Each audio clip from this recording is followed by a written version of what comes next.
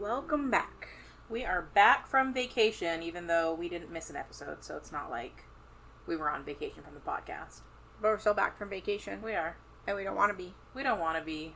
We're sunburned, but I would gladly be sunburned. Yeah, I'd rather be sunburned than be in real life. About to start work again. Ugh. Yep. So, we had a little adventure. Yeah, we did. We went to the beach. We did go to the beach. We went to the beach, we saw some dolphins, and then on our way home, some car kicked up a rock on the interstate and completely shattered one of our windows. Yep, sure did. And it makes me wonder what the point of, like, Safe Light is, because their commercials make it seem like they'll just come to you and fix your window. Yeah, I know, because, like, the commercial, it's, like, the family, and they're at, like, the baseball game or the grocery store or something, and they're Out and about. windshield is cracked, and then Safe Light just comes to their... And puts a windshield on there. Yeah. But we called Safe Light, or got on their website or whatever, and they said they couldn't help us for like a week. Yep. So we ended up having to find some local glass place to come and replace our window. But they did it in They a did. day. They did it the same day. So that is the extent of our trip, and we're home, and we're here to tell you another story. Anything else? No? Okay, well, it's a very special day, once again, because I finally have a story. Yeah? It's not a very long story, I don't think. It might get longer because I might rant a bit. Because it's a story that makes me kind of angry. Okay. Also, I lost my train of thought. I was going to say something, but I've completely lost it. At least you're not singing ring ding dong, ring ding ding ding dong over and over in your head like I am right now. Well, maybe you should stop because you need to pay attention. It's literally just the first, like, few notes. Just over and over. I think what I was going to say is that I had a bunch of different things that I wanted to do a story on, but a lot of them, the research was just way too involved and I couldn't get myself to do the research in time for a story. So hopefully I'll get to those. But this is a story that I've wanted to do for a while, so Alright. I was just like, well, I'm just going to do that story. Well, let's hear it. So this is the story of Lacey Fletcher. Okay. On January 3rd, 2022, at around 2 a.m., a 911 call was placed by Sheila Fletcher, alerting authorities that her 36-year-old daughter, Lacey Fletcher, had stopped breathing. Okay. Emergency services arrived at the Fletcher home in Slaughter, Louisiana. Ooh, that's a name. I know, it's a name, and I don't think I want to live there. No. Yeah. Nothing good can come from that place. Yeah, I don't know where it got its name, but... Ew. And it's Slaughter. It's spelled like slafter. It's Slafter. it is the word slaughter. Maybe it's slafter. Maybe it's Maybe slafter. they're sliving with their slafter. Sliv, slaff, slov. Mm-hmm. Anyway, so emergency services arrived at the Fletcher home in Slaughter, Louisiana, to what has been described as one of the most gruesome and horrific scenes any of the first responders had ever witnessed in their careers. Great. The coroner, Dr. Bickham, stated that he had not seen anything this horrific in his 30 years as a physician. He was quoted to say, "I couldn't eat for a week, and I cried for a week." Well. Okay. Yeah. So Lacey was born November 25th, 1985, to Clay and Sheila Fletcher. Sheila was a town alderman. I had to Google the word, and I still don't really know what it means. Yeah, that, like, it sounds like a name. It's like I guess sort of like a city councilor, but... Okay. But yeah, I Googled it, and I still don't really know what it is. Yeah. I don't know. You said this is Louisiana? Yeah. I don't know. But anyway, so they she... have, like, the parishes and Yeah. stuff, and I don't know, maybe it has something to do with that. But she was a town alderman, and she also worked as an assistant for a local prosecutor. Okay. Clay was a member of the city's Planning and Zoning Committee, as well as being an official for the non-profit Baton Rouge Civil War Roundtable. So, for all appearances, the Fletchers seemed like upstanding people who were very active in their local community. From kindergarten to ninth grade, Lacey attended a small private school. Aside from being described as having some learning disabilities, later to be diagnosed as autism, she was said to have been a fun, lively, outgoing girl who loved country music, Mariah Carey, and Disney, and was a member of the volleyball team. Okay. However, her autism and social anxiety progressed over the years, leading her to be homeschooled in the ninth grade. Her parents claimed that beginning around 2011 or 2012, that Lacey no longer wanted to leave the house, and her phobias supposedly increased over time, to being afraid of the dark and not sleeping in her own bed, to not using the toilet because she saw a snake in a toilet on TV. It's been noted that the last time she saw a doctor was in 2002, and that they consulted another one in 2010. So this is well over a decade later, and based on her condition prior to her death, Lacey should have been seeing a doctor regularly, but they said that Lacey refused all medical attention. So she's just like, her anxiety and her phobias are just getting worse and worse and worse. Yeah. Okay. So many of the Fletcher's friends and neighbors were unaware they even had a daughter. Oh. And those neighbors who knew assumed that their now grown adult daughter had moved away.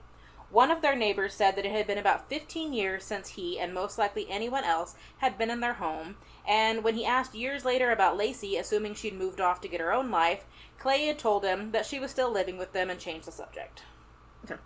Okay.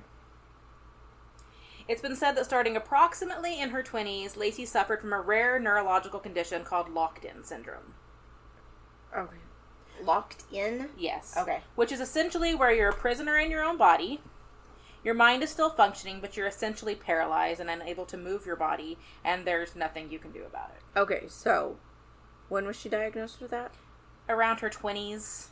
Alright, so then why could they not have taken her to the doctor anyway? Because if she couldn't do anything about it. We'll get into that. Okay. Because there's a lot of contradictions. Yeah, because if my child started being like paralyzed and locked into his own body, I would take him to the doctor. Mm-hmm. Okay. So the coroner, Dr. Bickham, has said that Lacey didn't suffer from this condition, that her only known conditions were severe autism and social anxiety. Whatever the case may be, Lacey did not move from her spot on the couch for 12 years. Oh. I also find the locked-in syndrome claim to be a bit iffy for many reasons. The first one being that her parents have stated that Lacey could communicate with them, and was of sound mind enough to make her own decisions right up until the end. Okay. If she has locked-in syndrome, I don't think you can really claim that she's of sound mind and be able to communicate, because about all you can do with locked-in syndrome is blink. Oh, yeah. Right? So how would she communicate? Exactly. Like blink once for yes and twice for no?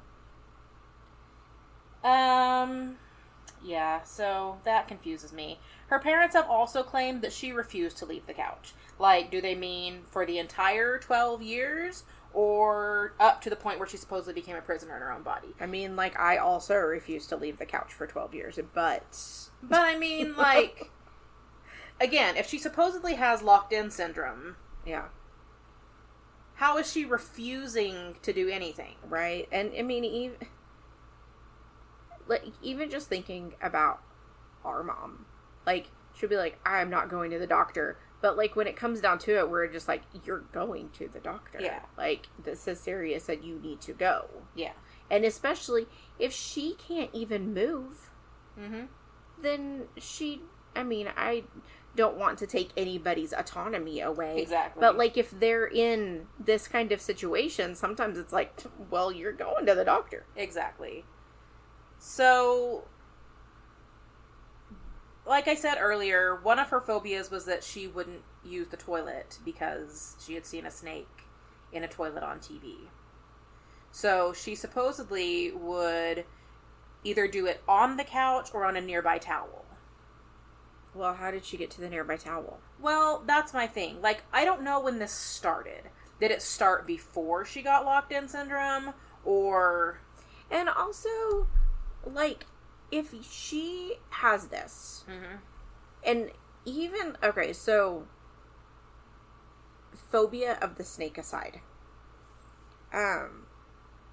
if she's in, like, this paralysis thing, then she probably can't go to the bathroom Exactly. properly, which means that her family needed to have her put on some kind of, like, catheter and... Or adult diapers or whatever. Yeah.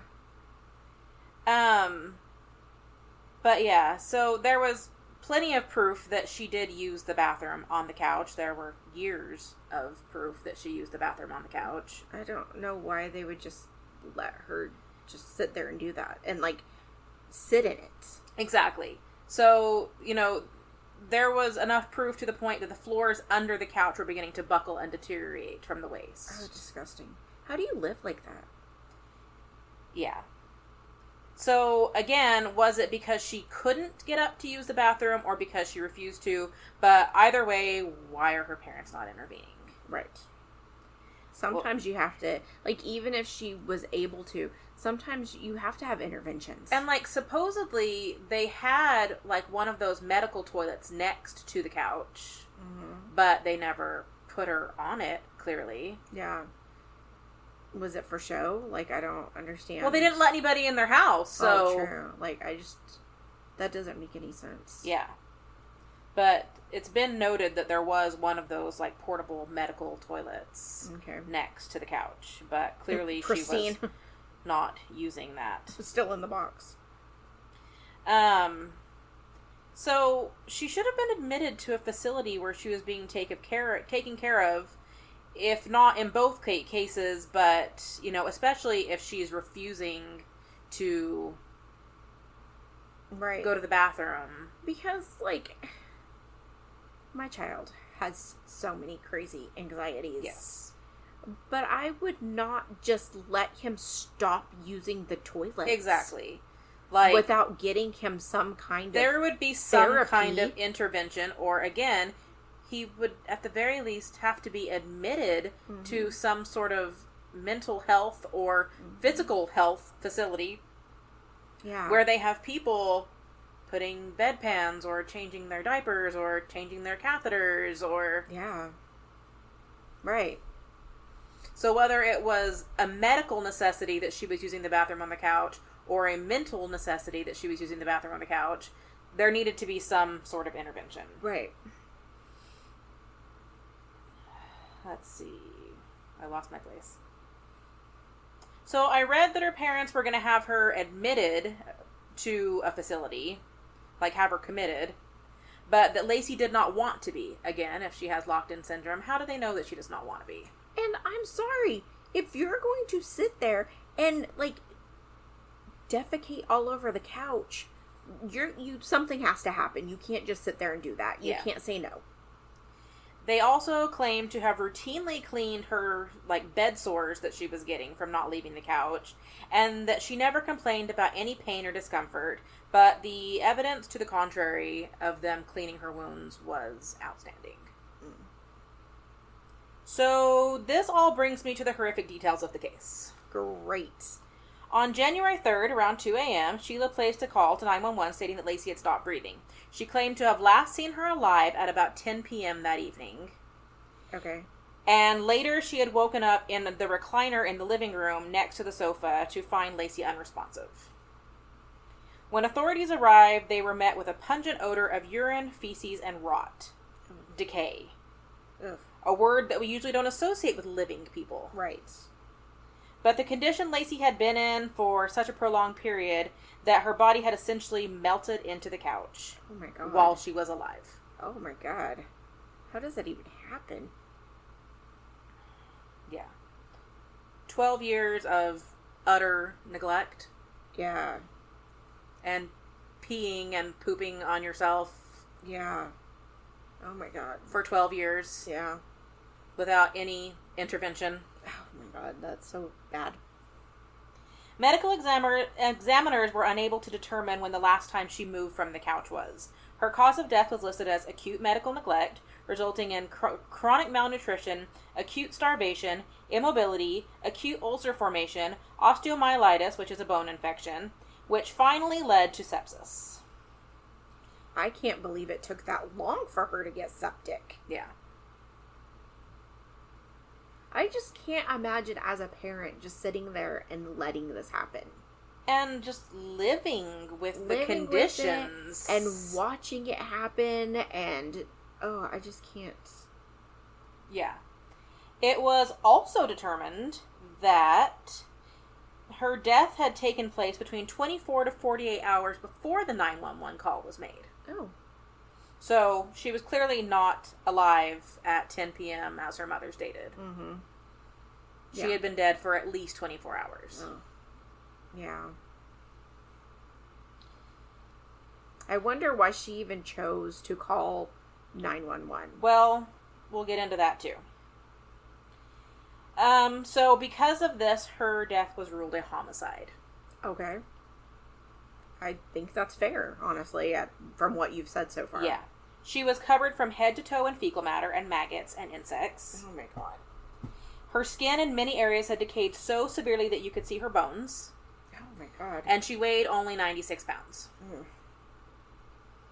The crime scene photos have been described as saying that she appeared almost buried up to her shoulders in the wide, deep hole in the sofa. She's naked apart from a small blue patterned t-shirt which is pulled up on her chest and does not cover her breasts. Her eyes and mouth are wide open, revealing a full set of front teeth. Her legs are pulled up and crossed underneath her, ironically in a way that people can make themselves comfortable, but in Lacey's case it was in a posture of a bid to survive. Her face is covered in large, angry red blotches. Excrement is smeared over almost all of her body. It is matted in her hair. It's even inside her ears. Oh. Close-ups show the flesh on her buttocks appears to be literally worn or eaten away from the 12 years that she hadn't moved from the couch. There are large, raw, yellow areas where the skin has disappeared. Other back and buttocks areas are so blackened it's impossible for a layperson to identify any shape or form. Oh my god. No wonder that coroner said that he didn't sleep or eat for a week. Yeah, that he cried for a week. So her death was immediately investigated after she was discovered in the condition that she was, in order to determine whether her parents were at fault, which, obviously, and what exactly happened. It was brought to light that the 911 call was placed on the Monday following a weekend getaway taken by the Fletchers. Oh. Clay and Sheila, anyway. Well, how nice for them. Yeah. So they left their severely ill, immobile daughter, who could not take care of herself, alone for at least 2 days. Had they done this before? And here's what I always think when I hear this. I don't recall seeing this brought up anywhere else or know whether it's been proved or disproved, but if she was dead 24 to 48 hours before the 911 call was placed, could she have already been dead before when they went on vacation? Right. And they were like, oh, well, we can just go because, like, she's already gone. We don't have to worry about her. She's dead. Yeah. So. Oh. Like, every time I hear that, I'm like, was she already dead? Yeah.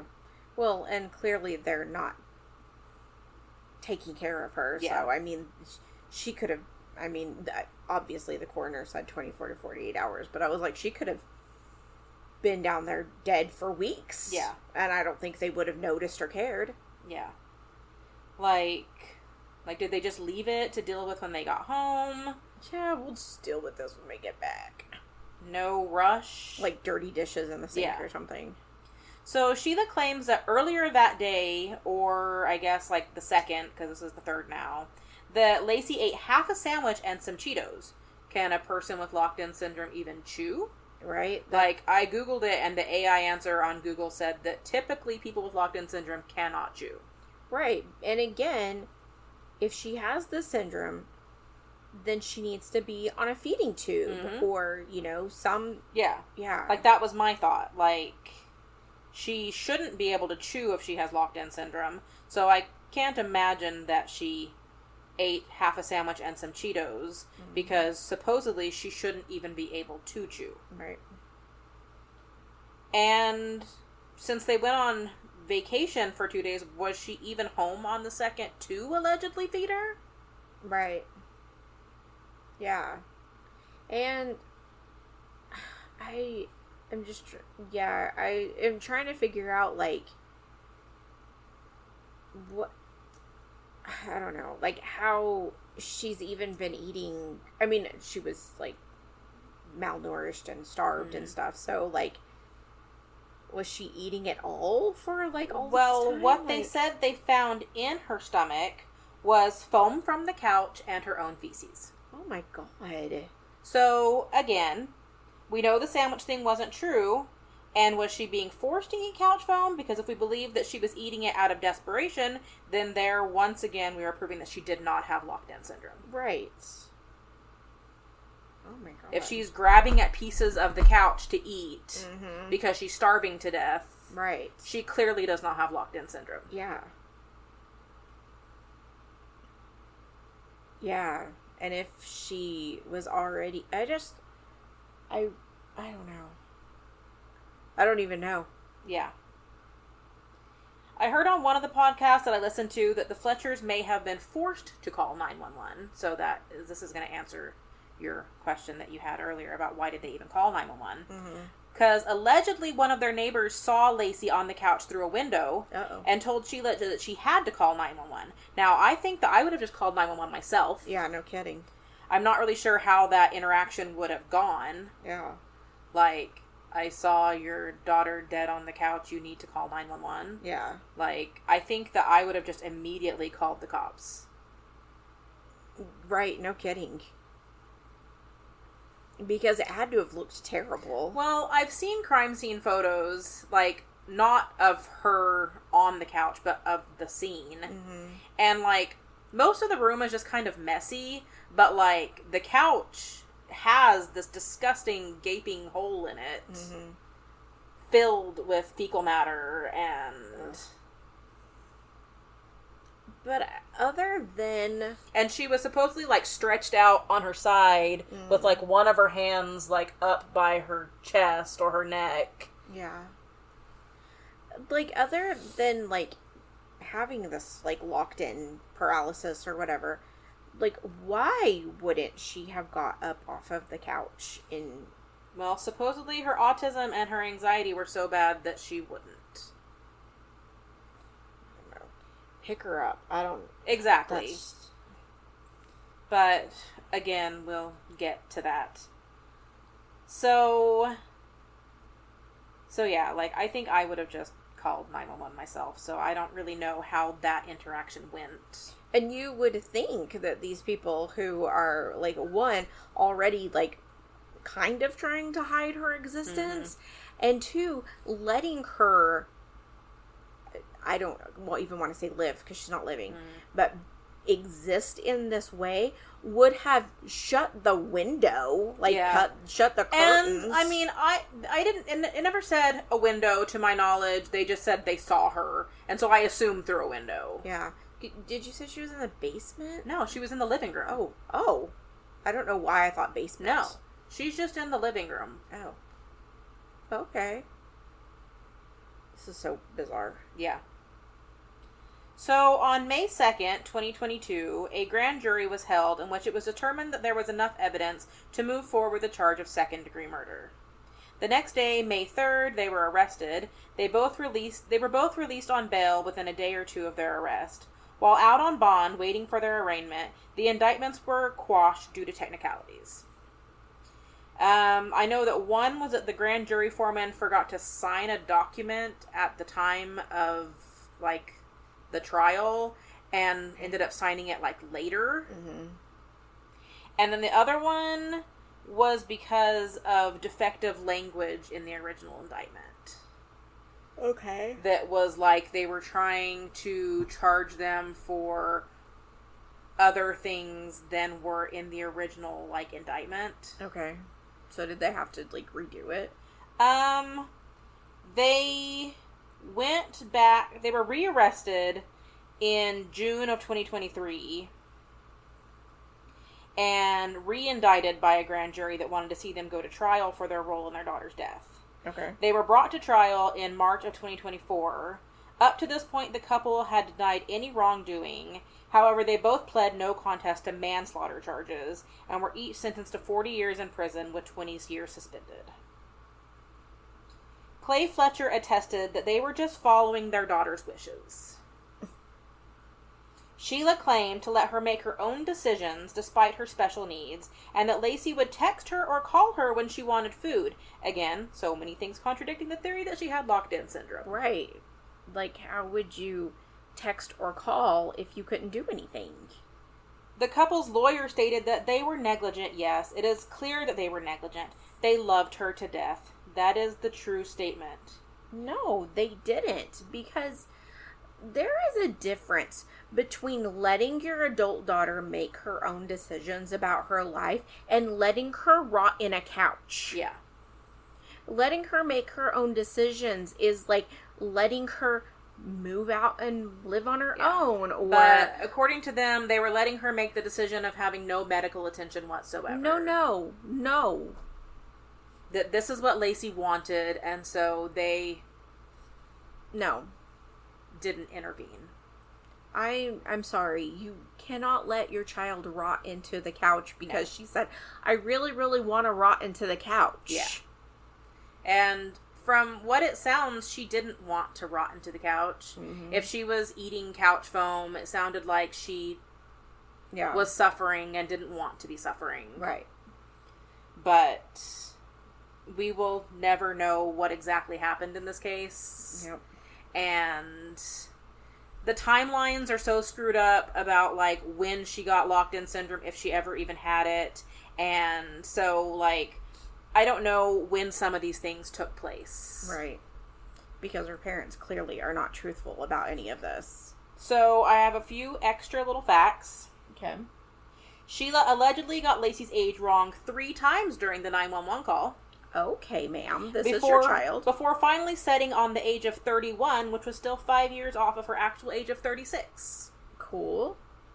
So, clearly, she loves her daughter. Okay, cool.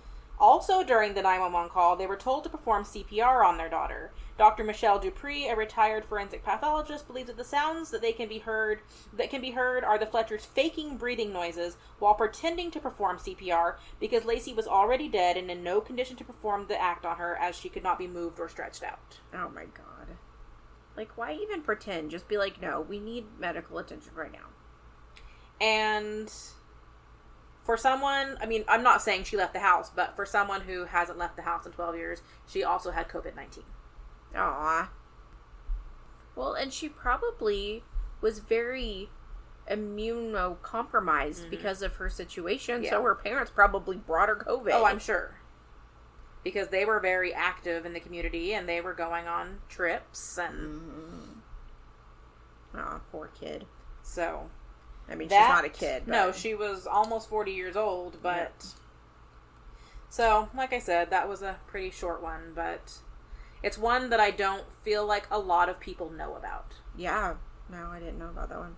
That's so terrible. But, I mean, I feel like her parents should have gotten a longer prison sentence. Yeah. The mother doesn't think that they should be in jail at all. Oh, well, sorry you let your child rot into the couch. But yeah, I read somewhere that she was saying that, you know, they regretted being neglectful, but that they didn't think that they deserved to be in jail. Yeah. And the judge should have been like, tell me how old she is. How old is your daughter again? And I'll suspend those 20 years. Yeah. So, yeah, that is the story of the girl whose parents let her melt into a couch. That's gross and pitiful and terrible, and it makes me angry infuriating every time I hear it, because I'm just like, this could have been avoided. You know, sometimes you have to go against, even if she didn't want medical attention, if she was able to tell you that, if she, you know, sometimes you have to go against your loved one's wishes when you know that it is for their own safety. It's not like somebody who signed like a DNR for the hospital or something. You know, it's not that. No. You don't just get to let somebody melt into a couch. Mm-hmm. Like, you get the medical attention, and like, if they're sick and they're going to die, like, that's unfortunately sometimes that's how it goes, but not like that. No. And, like, from what I can tell, she wasn't sick in a way that she should have died. Right. She didn't have a medical condition. She had a mental condition. Right. She had autism and severe anxiety. Like, that's... Yeah. That shouldn't be a death sentence. No, it shouldn't be. There's... All of the medical stuff that went wrong with her was because of the neglect. Yeah. Because there are plenty of people who have, like, hermits and, you know, or... What is... Well, I mean, hermits, but, like, what is it? Agoraphobia? Yeah. And, I mean, that word had been tossed around a few times, too, in some of the articles that I read and podcasts that I listened to. But it was mostly, you know, that she had social anxiety and But, like, even with autism. that, like, that doesn't mean that you have to die. Like, you still have ways to get things that you need and... Yeah, because one of the things that I had read said... maybe about when they consulted the doctor in 2010, that they were considering getting her, like, telehealth. Mm-hmm. But that she refused, and so... I mean, sometimes you just don't let people refuse. Mm-hmm. Like, if somebody was, like, displaying, like, suicidal thoughts or tendencies, like, you can have them committed for, like, observation and to get help and, well, you know. Again, like I said, they supposedly said they were going to have her committed, but that she refused. Like, that's not what having someone committed is. That's you having them put away for their own safety. And so they didn't go through with it because she, like, adamantly refused help. Mm-mm. But, I mean, when it gets to the point where, like, you know, you're defecating all over the furniture because you won't use the toilets and, like, maybe can't move or whatever, like, somebody has to intervene. Yeah. And so it was all a huge case of severe neglect. Severe neglect. But, like I said, they've both said that they were doing what their daughter wanted. And like their lawyer said, they loved her to death. I just can't imagine... Again, I know I said it a minute ago, like, I can't imagine, like, watching your child...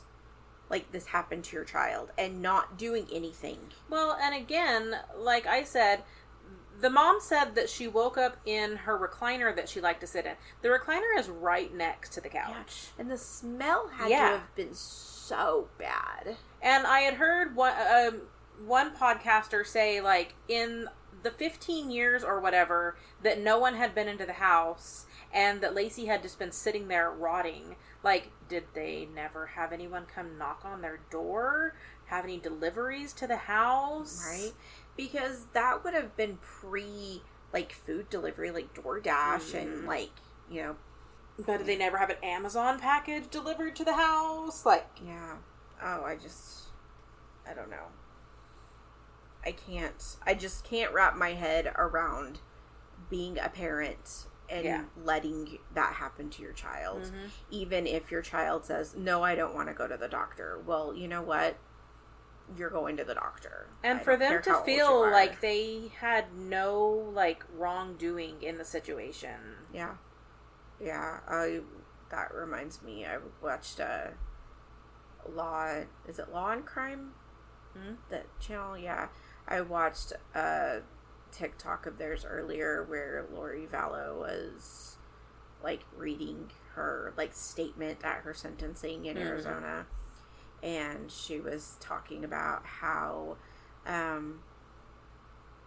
you know, that after you're gone from this life, then you don't seek judgment or like of other people, and you don't seek revenge.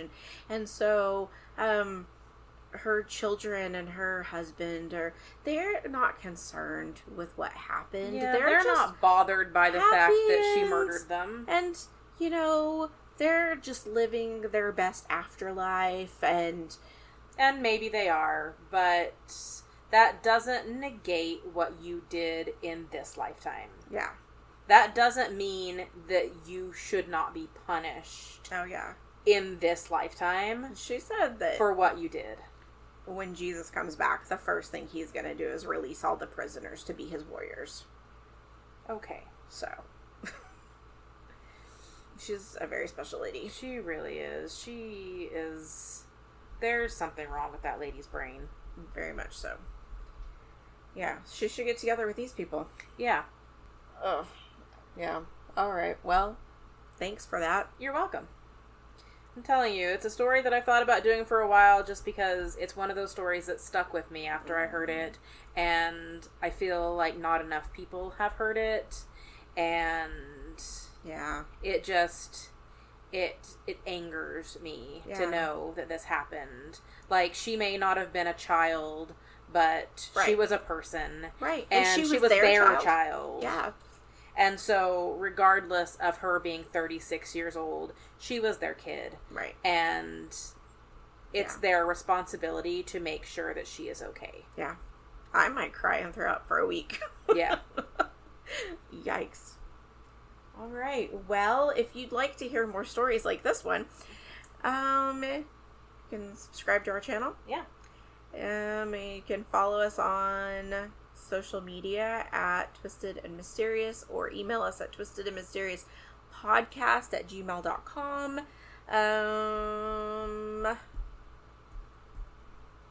I guess that's all. Yeah, we'd like to hear from you. Like we say every week, if you have any story suggestions for us or any of your own stories, let us know, and we'd love to hear it. Or if you just want to drop us a line and say hi. And if you have Apple Podcasts, please rate and review. Yes. It helps us get out there so more people can find our podcast. That's right. So Chinese people and Alaskan people And the penguins can find us. Yeah. So our podcast is suggested to them when they're listening to other things. Yes. All right. All right. So as always, remember that people are so, so gross. And please don't get murdered. Yeah. And stand up every few minutes and walk around. All right, bye.